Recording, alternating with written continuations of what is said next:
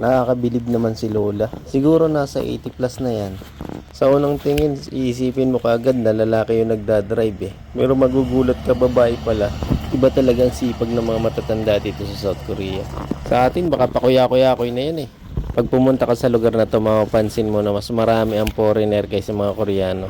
Kaya mas madali mag-renew ng visa kapag dito ka nakatira. Isa sa mga declining population.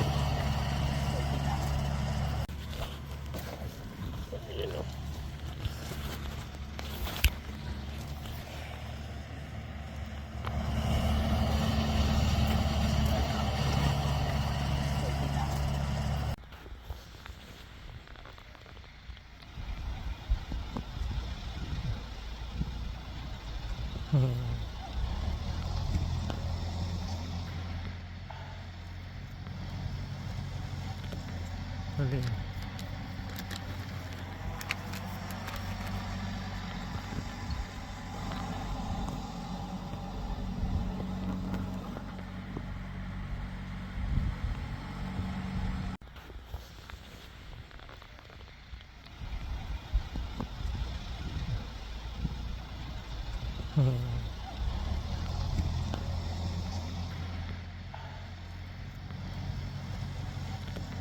Huli.